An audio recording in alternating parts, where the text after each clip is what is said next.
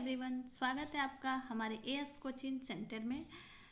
इधर कुछ टाइम से आपकी प्रैक्टिस से जो चल रही थी वो मिस हो रही है क्योंकि एग्ज़ाम चल रहे हैं। एग्ज़ाम जैसे ही ख़त्म होते हैं क्लासेस डेली कंटिन्यू रहेगी। आज थोड़ा सा फ्री टाइम मिला तो मैंने सोचा कि चलो आपके लिए एक वीडियो अपलोड कर देती हूँ। अभी एग्ज़ाम चल ही रहे हैं, एग्ज़ाम ख़त्म हो जाएंगे तो पर डे आपको 1 या 2 वीडियो ज़रूर मिलेंगे। और अगर आप किसी भी एग्ज़ाम की तैयारी कर रहे हैं, अगर आपका सब्जेक्ट होम साइंस है तो मेरे चैनल पे जितने भी वीडियो हैं अभी सारे ही वीडियो होम साइंस से रिलेटेड डाले गए हैं और टीचर के एग्ज़ाम के अकॉर्डिंग डाले गए हैं। तो आप चाहें तो मेरे चैनल को सब्सक्राइब कर सकते हैं। वीडियो अच्छी लगे तो लाइक शेयर सब्सक्राइब ज़रूर करें। तो चलिए आते हैं हम अपने आज लगभग मैंने 100 वन लाइनर क्वेश्चन लाया है। मैंने इससे पहले भी क्विक रिवीजन टाइप के दो वीडियो ला चुकी हूँ 500 के क्वेश्चन के। और भी बहुत सारे ऐसे प्रैक्टिस सेट लाया है, थ्योरी क्वेश्चन लाया है। आप चाहे तो चैनल पे जाके देख सकते हैं। वीडियो नहीं मिल रही हो तो डिस्क्रिप्शन में दिए गए टेलीग्राम लिंक को ज्वाइन कर लीजिए, वहाँ से आपको मेरे सारे ही वीडियो मिल जाएंगे। और आते हैं अपने क्वेश्चन पे, क्योंकि बहुत से लोग होते हैं जिन्हें डायरेक्टली पढ़ना पसंद होता है। तो चलिए आते हैं। ये 490 नंबर क्वेश्चन है। ये 490 नंबर क्वेश्चन इसलिए क्योंकि इससे पहले क्वेश्चन मैंने करा दिया। मैं जब भी कोई कुछ करा रही थी, टेस्ट कराओ या फिर थ्योरी पढ़ाती, कुछ भी पढ़ाती हूँ ना, तो पीछे के थोड़े से 2-4 क्वेश्चन ले लेती हूँ क्योंकि उससे कंटिन्यूसी बनी रहती है। तो चलिए पिछला 2-4 क्वेश्चन हम देख लेते हैं। इसके बाद से हमारे 100 क्वेश्चन होंगे 500 से 600 तक। फिर उससे आगे के क्वेश्चन हम नेक्स्ट वीडियो में देखेंगे। आज हमारा पहला क्वेश्चन है कि तंतु से सूत निर्माण किस विधि द्वारा होता है, उसे क्या कहते हैं? तो उसे स्पिनिंग या फिर कताई कहते हैं। रेटिन क्या है? तो रेटिन नोवेल्टी सूत्र को बोलते हैं। ये चूँकि हमने पहले देख रखा है इसलिए हम थोड़े इसको स्पीड में देखेंगे। और जैसे ही मेरे 1000 क्वेश्चन मतलब PDF रेडी हो जाता है 1000 क्वेश्चन का, तो मैं उन सारे ही 1000 क्वेश्चन को एक वीडियो में लाऊंगी। आप साथ बनाए रखें। टेक्सचर धागे की सतह डैश होती है। तो टेक्सचर धागे की सतह क्या होती है? तो फुजीदार व कोमल होती है। डिस्लेक्सिया संबंधित है। तो डिस्लेक्सिया पठन विकार से संबंधित है। और भोजन उबालने के लिए कैसा तापक्रम सही है? मतलब भोजन उबालने के लिए कितने डिग्री टेम्परेचर हम लेते हैं? तो बोलते हैं कि भोजन उबल रहा है तो वो होता है 100 डिग्री सेल्सियस पे, और 100 डिग्री सेल्सियस से जो कम होता है उसको हम खदकाना बोलते हैं। तो चलिए आइए देखते हैं नेक्स्ट। CFTRI कहाँ स्थित है? तो CFTRI मैसूर में स्थित है। और इस PDF में जितने भी क्वेश्चन इंक्लूड किए गए या फिर मेरे चैनल पे अधिकतर क्वेश्चन या तो एग्ज़ाम में पूछे गए हैं किसी न किसी एग्ज़ाम में, या फिर आपके एग्ज़ाम में पूछे जा सकते हैं, ऐसे क्वेश्चन हैं। चलिए देखते हैं। किस माह मतलब किस मंथ को पोषण माह कहा जाता है? तो सितंबर माह को कहा जाता है। और पोषण सप्ताह का समय अंतराल क्या होता है? तो 1 से 7 सितंबर। अनुवांशिक इकाइयाँ हैं। अनुवांशिक इकाइयाँ क्या है? तो क्रोमोसोम को अनुवांशिक इकाइयाँ बोलते हैं। और मूर्त संक्रियात्मक अवस्था का समय होता है। तो मूर्त संक्रियात्मक अवस्था का समय होता है 7 से 11 वर्ष। अंडे के अंदर जो धागे जैसी संरचना होती है उसे क्या कहते हैं? तो अंडे के अंदर जो धागे जैसी संरचना होती है उसे हम शैलेजा कहते हैं। एक के बारे में ही बड़े अच्छे मैंने थ्योरी आपको ऑलरेडी दे रखा है यूट्यूब वीडियो पे, आप चाहें तो जाके देख सकते हैं। एग हो, नायलॉन हो, खनिज लवण हो, रेशम हो, मतलब इन सब से रिलेटेड मैंने ऑलरेडी दे रखा है। और बचे जो है उसको भी मैं दे दूँगी, थोड़ी सी समय की कमी है इधर। चलिए आते हैं नेक्स्ट पे देखते हैं। बाल विकास में इन्फेंट की आयु होती है तो कितनी होती है? तो बाल विकास में इन्फेंट की आयु 2 माह से 2 वर्ष की होती है। एंड नैतिक विकास कब से शुरू होती है? कोहलवर का संबंध है तो कोहलवर का संबंध नैतिक विकास से है। एंड शुरुआती अवस्था में बच्चे में PIM का परीक्षण किस विधि द्वारा होता है? तो रोग वैज्ञानिक परीक्षण द्वारा। ये आज के हमारे क्वेश्चन है 501 से स्टार्ट हो रहे हैं। 501 से हम 600 तक क्वेश्चन देखेंगे आज। ये जो हम इससे पहले देख रहे थे वो पहले का था। ISI का पूरा नाम क्या है? तो भारतीय मानक संस्थान। चलिए आइए देखते हैं नेक्स्ट।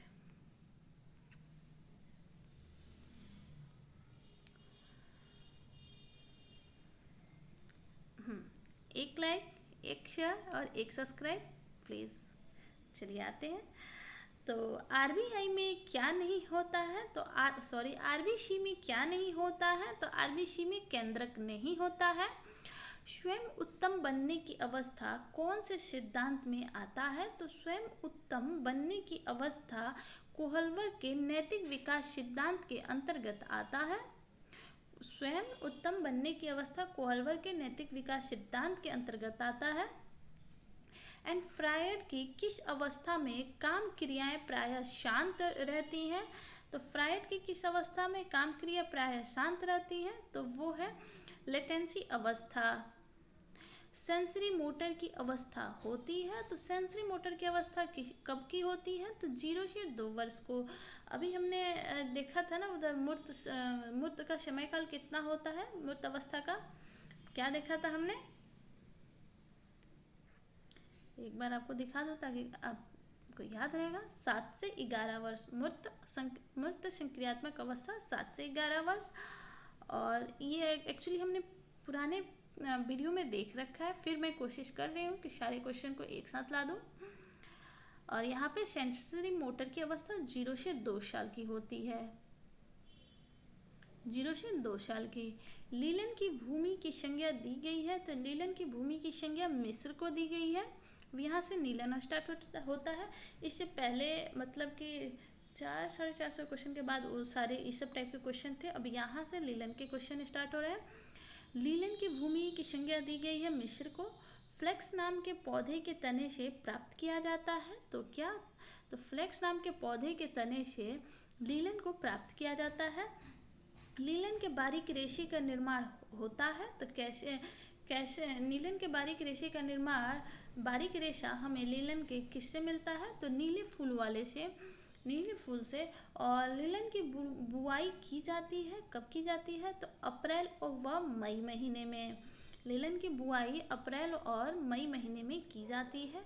काफ़ी नाजुक पौधे होते हैं, तो लीलन के पौधे काफ़ी नाजुक होते हैं, लीलन के पौधे काफ़ी नाजुक होते हैं। लीलन का वानस्पतिक नाम क्या है, तो नीलम यूसी एपीशियम, नीलम यूसी एपीशियम। लीलन के पौधे के अंदर एक तरल रस भरा होता है जिसे कहते हैं सैप। लीलन को अधिक मात्रा में पकाया जाता है, तो बीज की प्राप्ति के लिए नीलन को अधिक मात्रा में पकाया जाता है, किस लिए, तो बीज की प्राप्ति के लिए। नीलन की खेती के लिए जलवायु आवश्यक है, तो समशीतोष्ण जलवायु। लीलन के पौधे किस माह तक पककर तैयार हो जाते हैं, तो लीलन के पौधे किस माह तक पककर तैयार हो जाते हैं, तो वो है अगस्त। अगस्त माह में लीलन के पौधे पककर तैयार हो जाते हैं। चलिए आते हैं, देखते हैं।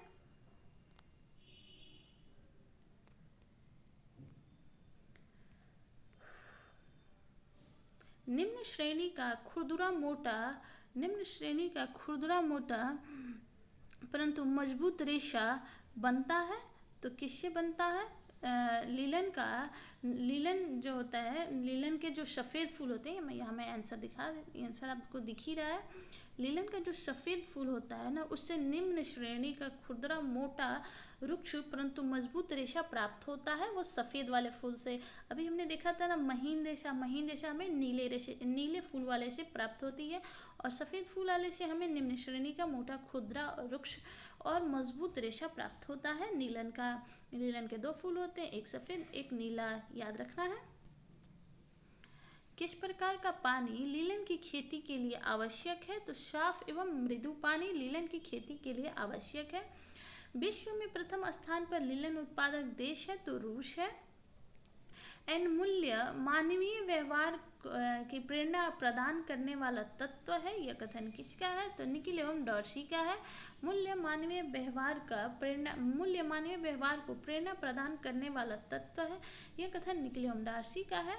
एंड बजट का प्रकार नहीं है, तो औसत बजट का प्रकार नहीं है। एंजिल महोदय ने व्यय के कितने मत बताए हैं, तो एंजिल महोदय ने व्यय के 5 मत बताए हैं। और प्रक्षेपित शिक्षण सामग्री का भाग है, तो प्रक्षेपित शिक्षण सामग्री का भाग ओवरहेड प्रोजेक्टर है एंड द्विआयामी शिक्षण सामग्री का भाग है तो पोस्टर है, बुलेटिन है, वास्तविक वस्तु है। चलिए आइए देखते हैं। लैगर्ड्स होते हैं तो लैगर्ड्स हम किन्हें बोलते हैं तो अतिकालिक ग्रहणकर्ता को, जो कि सबसे लास्ट में कोई भी नया परिवर्तन आता है उस परिवर्तन को एक्सेप्ट सबसे जो लास्ट में करते हैं ना, उसे ही लैगर्ड्स कहते हैं। और प्रदर्शन कितने प्रकार का होता है तो प्रदर्शन 2 प्रकार का होता है। जनवरता का संबंध है तो क्रिया से, प्रक्रिया से, प्रतिक्रिया से एवं सुझावों से। जनवरता का संबंध क्रिया, प्रतिक्रिया एवं सुझावों से है। नेक्स्ट देखते हैं कि प्रसार शिक्षण विधि के अंतर्गत समूह के सदस्यों को चर्चा के लिए किस प्रकार बिठाया जाता है तो गोलाई में। प्रसार शिक्षण की विधि के अंतर्गत समूह के सदस्यों को चर्चा के लिए गोलाई में बिठाया जाता है।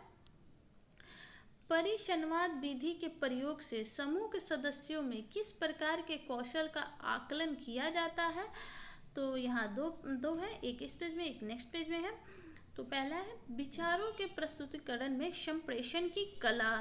परिसंवाद विधि के प्रयोग से समूह के सदस्यों को किस प्रकार के कौशल का आकलन किया जाता है तो विचारों के प्रस्तुतिकरण में संप्रेषण की कला का। चलिए देख लेते हैं इस पेज में नेक्स्ट जो सेकंड नंबर है। और दूसरा है विचारों की गहनता के लिए सदस्यों की विचारों की ग्रहणशीलता का। एंड नेक्स्ट है कि परिणाम प्रदर्शन का उद्देश्य होता है तो परिणाम प्रदर्शन का उद्देश्य क्या होता है तो वो है, पहला है कि देखकर सीखना, दूसरा है कि देखकर विश्वास करना। परिणाम प्रदर्शन विधि किन तथ्यों की तुलना प्रदर्शित करती है तो पहला हो जाएगा परंपरागत और उन्नत परिणामों की प्रदर्शित करती है। एक वृत्त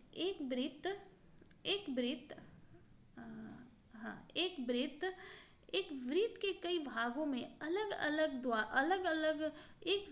वृत्त के कई भागों में अलग अलग संकेतों द्वारा सूचनाएं दर्शाई जाती हैं। जैसे कि अब मैंने बना दिया तो आप समझ जाएंगे। सूचनाएं दर्शाई जाती हैं और इसे कहते हैं, अगर इसमें अलग अलग सूचनाएं दर्शाई जाती हैं तो आप इसे क्या कहेंगे तो इसे हम पाई चार्ट कहते हैं। प्रसार शिक्षा की विधियों का प्रयोग किया जाता है तो किसके द्वारा किया जाता है तो प्रसार कार्यकर्ता के द्वारा। एंड ऊर्जा उत्पादक तत्व है तो ऊर्जा उत्पादक तत्व क्या है तो कार्बोहाइड्रेट एवं वसा से हमें ऊर्जा मिलता है। ऊर्जा हालांकि हमें प्रोटीन से भी मिलता है, लेकिन प्रोटीन का मुख्य कार्य ऊर्जा देना नहीं होता है। ऊर्जा देना मुख्य कार्य कार्बोहाइड्रेट और वसा का होता है। प्रोटीन का मुख्य कार्य होता है हमारे शरीर की टूट फूट की मरम्मत करना। ये सब सारे कार्य होते हैं। बट जब कार्बोहाइड्रेट और वसा उचित मात्रा में हमारे शरीर को ऊर्जा प्रदान नहीं कर पाते, शरीर में उपस्थित नहीं रहते, उस समय प्रोटीन हमें ऊर्जा देता है अपने कार्य को छोड़ के। अनाजों में सर्वाधिक मात्रा में पाया जाता है तो अनाजों में सर्वाधिक मात्रा में क्या पाया जाता है तो कार्बोहाइड्रेट। शरीर की वृद्धि और विकास करने वाले पदार्थ है। अभी हमने इसके बारे में चर्चा किया था कि शरीर की वृद्धि और विकास के लिए प्रोटीन कार्य करता है और ऊर्जा देने का कार्य कार्बोहाइड्रेट एवं वसा करते हैं। और कार्बोहाइड्रेट वसा के न रहने पे ऊर्जा देने का कार्य प्रोटीन करता है, लेकिन उस समय में वह शरीर की वृद्धि और विकास का कार्य नहीं कर पाता है। चलिए नेक्स्ट क्वेश्चन पे आते हैं। भोजन में ऊर्जा का उत्तम साधन है तो कार्बोहाइड्रेट है। निम्न में से एसिड उत्पादक पदार्थ कौन से हैं तो एसिड उत्पादक पदार्थ अंडा है। भोजन के वैज्ञानिक कार्य क्या है तो देख लेते हैं। तो भावनाओं को व्यक्त करना, मानसिक तनाव कम करना, संवेगात्मक आवश्यकताओं की संतुष्टि, ये इसके वैज्ञानिक कार्य हैं भोजन के। निम्न में से सुरक्षात्मक आहार कौन से है तो सुरक्षात्मक आहार कौन से तो वो है ताजे फलों का रस, ये सुरक्षात्मक आहार के अंतर्गत आता है। एंड नेक्स्ट क्वेश्चन है कि शरीर की आंतरिक क्रियाओं को नियंत्रित करने वाला पदार्थ है तो खनिज लवण, विटामिन एवं प्रोटीन।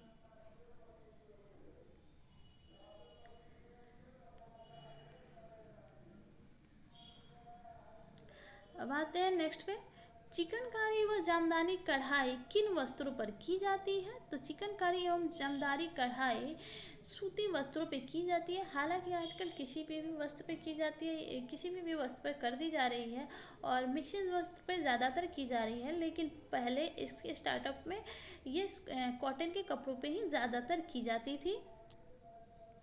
कपास के रेशे में प्राकृतिक चमक नहीं होती है। सूती वस्त्रों पर प्रायः प्रयोग करना चाहिए चटक रंगों का। एंड प्रथम सूती मिल का निर्माण 1818 में कोलकाता में हुआ था। एंड कपास उत्पादन में भारत का स्थान पहला है। एंड कपास के रेशे सूक्ष्मदर्शी से देखने पे घूमे घूमे रिबन के समान दिखाई देते हैं। एंड 1 माइक्रोन बराबर 1/1000 mm होता है। एंड कॉम्बर्ट स्लीवर है, तो कॉम्बर्ट स्लीवर किसे बोलते हैं? तो कॉर्डिंग विधि द्वारा प्राप्त चिकने एवं समान लंबाई वाली पूनिया को। नेक्स्ट क्वेश्चन है कि कैलिको मिल की स्थापना हुई थी। तो कैलिको मिल की स्थापना कब हुई थी? तो 1866 ईस्वी में। उसके बाद है कि कपास के रेशे का व्यास होता है। तो कपास के रेशे का व्यास 18 से 20 माइक्रोन होता है। एंड कपास के रेशे की गीली अवस्था में मजबूती कितनी प्रतिशत बढ़ जाती है? तो कपास के रेशे का व्यास 16 से 20 माइक्रोन एंड उसकी मजबूती गीली अवस्था में 30% बढ़ जाती है। चलिए नेक्स्ट देखते हैं। कपास की खेती के लिए कैसी मिट्टी उपयोगी है? तो कपास की खेती के लिए काली मिट्टी उपयोगी है। एंड सोहनी, सोहनी किसे बोलते हैं? आप में से अधिकतर लोग सोहनी शब्द सुने होंगे, जानते होंगे। आई थिंक जो विलेज टाइप एरिया में रह रहे होंगे उन्हें तो और भी अच्छे से पता होगा। तो जो सोहनी है वो कपास के खेत में जो खरपतवार निकल आते हैं उन्हीं को निकालना सोहनी बोलते हैं। एंड नेक्स्ट है कि ओटना, ओटना मतलब गिनिंग, गिनिंग क्या है? तो गिनिंग कपास के विनैले को अलग करना ओटना कहलाता है। एंड सूती वस्त्र ताप के क्या होते हैं? तो अच्छे संवहक होते हैं।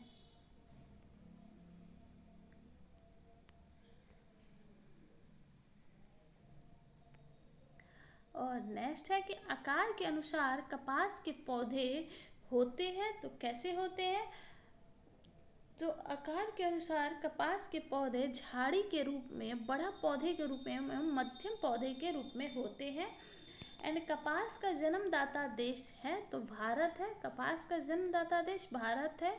एंड कपास के रेशे में प्रत्यास्था का क्या होता है? यहाँ क्या फील करेंगे? तो कपास के रेशे में प्रत्यास्था का अभाव रहता है। एंड विश्वव्यापी रेशे के रूप में हम कपास को जानते हैं। कपास को हम वस्त्रों का राजा भी बोलते हैं एंड रेशम को वस्त्रों की रानी बोलते हैं।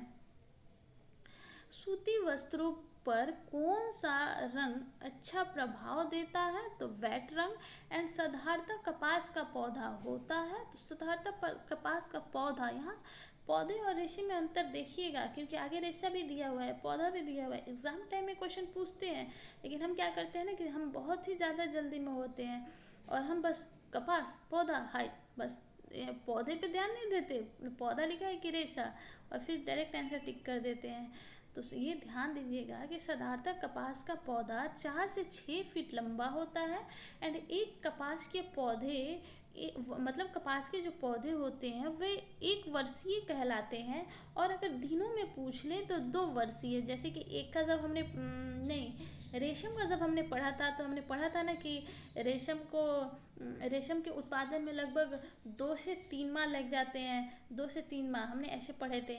लेकिन जब हमने दिन में पढ़ा था तो 37 से 45 दिन का दिन दिया हुआ था। ठीक वैसे ही ये कपास है। कपास में 1 वर्षीय दे रहा है, लेकिन हम 200 दिन, दिनों में पूछे तो 200 बताएंगे और वर्षों में पूछे तो 1 वर्षीय बताएंगे। चलिए आइए देखते हैं। कपास में सेलुलोज की मात्रा होती है तो 40 से 90%। कपास के रेशे, देखिए इसी क्वेश्चन को मैं बोल रही थी उस समय, रेशे और पौधे पे ध्यान देंगे। कपास के रेशे की लंबाई कितनी होती है? तो आधे इंच से 2.5 इंच तक कपास की रेशे की लंबाई होती है। एंड कपास में आर्द्रता प्रतिधारण क्षमता 7 से 8% होती है। मुंबई में सूती मिल का आविष्कार किस सन में हुआ था? तो 1854 ईस्वी में मुंबई में सूती मिलों का आविष्कार हुआ था। एंड कपास की रेशे पर रक्षात्मक कोटिंग होती है तो किसकी होती है? तो कपास के रेशे पर रक्षात्मक कोटिंग मोम की होती है। एंड नेक्स्ट है कि सूती वस्त्रों पर क्षार का प्रभाव पड़ता है। सूती वस्त्रों पर क्षार का प्रभाव पड़ता है। एंड कपास का उत्पादन कैसे वातावरण में होता है? तो उष्णकटिबंधीय क्षेत्र में। एंड कपास का रेशा सेलुलोज का बना होता है। एंड कॉर्ड स्लीवर धुनाई के पश्चात समानांतर गोलाकार पट्टी को कॉर्ड स्लीवर बोलते हैं।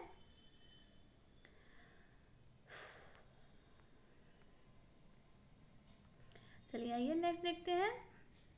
पेप्सिन एक एंजाइम है। एंड एक स्वस्थ मनुष्य के शरीर में रक्त की कुल कितनी मात्रा होती है? तो शरीर के वजन के लगभग 7%।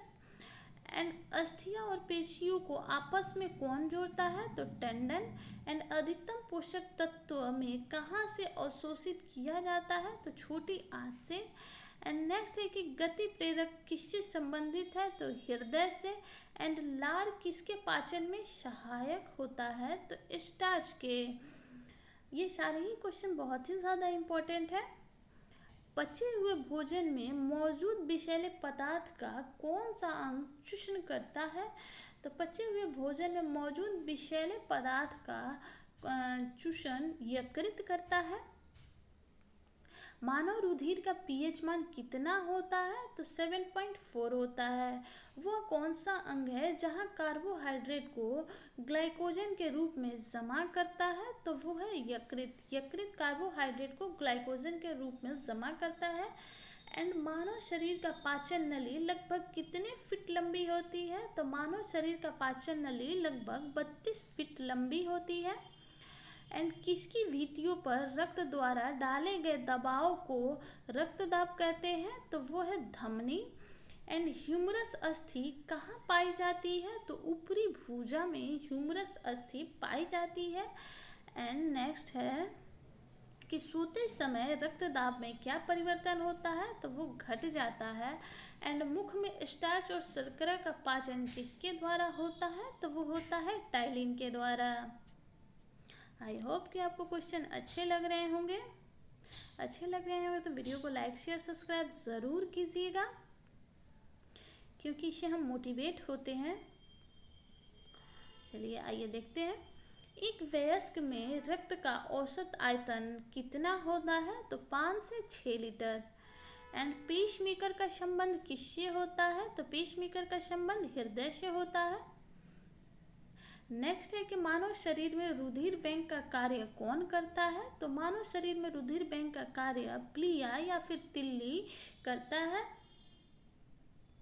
नेक्स्ट क्वेश्चन है कि मानव शरीर में हृदय का कार्य है। तो मानव शरीर में हृदय का कार्य एक पंपिंग स्टेशन की तरह है। एंड मानव हृदय को एक बार धड़कने में कितना समय लगता है? तो 0.8 सेकेंड लगता है। आप कमेंट सेक्शन में बता सकते हैं। हालांकि ये बहुत ही इजी क्वेश्चन है, लेकिन फिर भी मैं पूछ रही हूँ। मानव हृदय लगभग 1 मिनट में कितनी बार धड़कता है? धातु तथा हड्डियों में पाए जाने वाले तत्व कौन से हैं? तो धातु तथा हड्डियों में पाए जाने वाले तत्व कैल्शियम और फास्फोरस है। एंड पाचन क्रिया में प्रोटीन को निम्न में से किस पदार्थ में बदल दिया जाता है? तो वो है अमीनो अम्ल। एंड अस्थियों में कौन सा लवण सर्वाधिक मात्रा में पाया जाता है? तो अस्थियों में कैल्शियम तथा कैल्शियम फास्फेट सर्वाधिक मात्रा में पाया जाता है। एंड शरीर में हीमोग्लोबिन का कार्य ऑक्सीजन का संवहन करना है। शरीर में हीमोग्लोबिन का कार्य ऑक्सीजन को संवहन करना है। एंड दुग्ध प्रोटीन को पचाने वाला एंजाइम कौन सा है? तो दुग्ध प्रोटीन को पचाने वाला एंजाइम रेनिन को बोलते हैं। एंड मनुष्य की खोपड़ी में कितनी अस्थियां होती हैं? तो 8 अस्थियां होती हैं। हम 598 क्वेश्चन पे पहुंच गए हैं। पित्त कहाँ से निकलता है? तो पित्त यकृत से निकलता है। एंड मानव शरीर की सबसे छोटी हड्डी कौन सी है? तो मानव शरीर की सबसे छोटी हड्डी एस्टेपिस को बोलते हैं। हमारा 600 क्वेश्चन कंप्लीट हुआ, लेकिन शगुन का एक क्वेश्चन बच गया है, उसे हम करेंगे। शगुन का जो हमारा लास्ट क्वेश्चन है ये है, अमाशय में एक अम्ल उत्पन्न होता है जो भोजन पाचन में सहायक होता है, यह कौन सा अम्ल है? तो इसे हाइड्रोक्लोरिक अम्ल कहते हैं।